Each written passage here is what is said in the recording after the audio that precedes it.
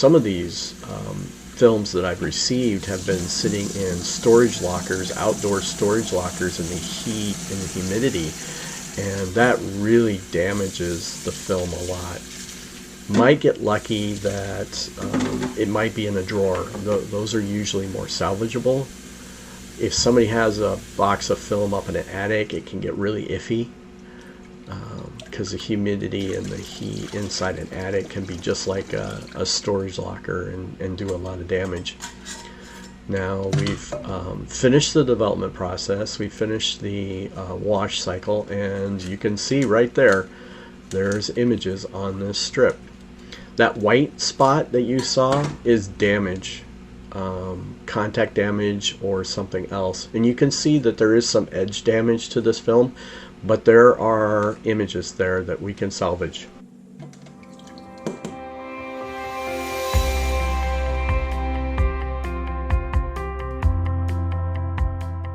Here are the two strips. The top one is the older one. You can clearly see the curling on it. One of the reasons it's so dark is because it's lifting itself off of the light table. And the other one is the 1956 film. The 1931 change is what prevents that curling. And so this older Verichrome film has a lot of curling in it. You can see also the scalping damage, and you can see just some of the negative that we're going to scan and show you the results here coming up in a second. But you can clearly see some of the damage to the film from age.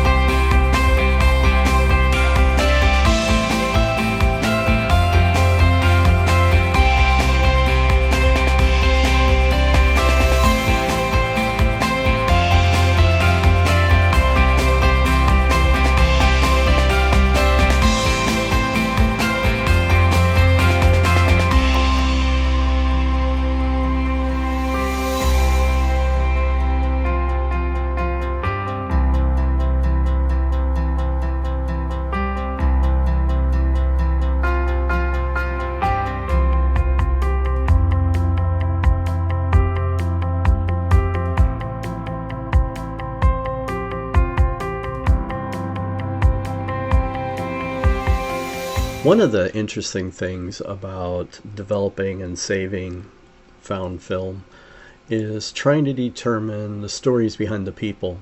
Maybe when the image was taken, any information about where or the details behind it.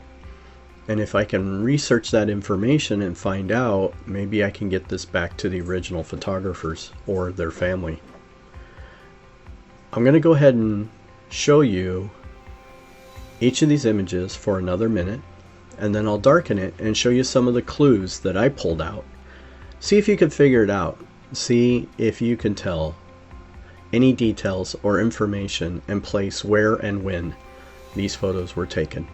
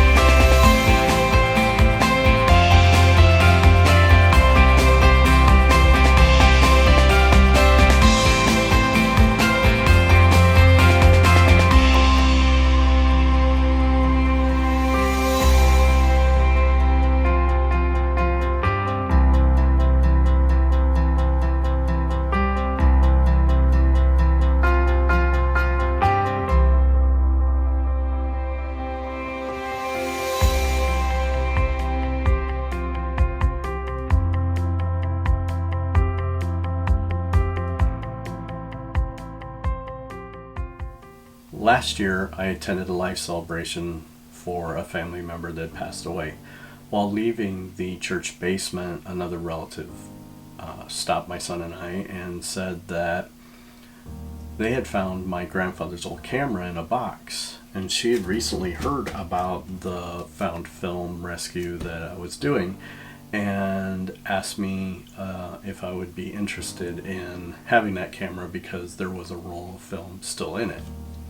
And I said yes, I'd love to have it.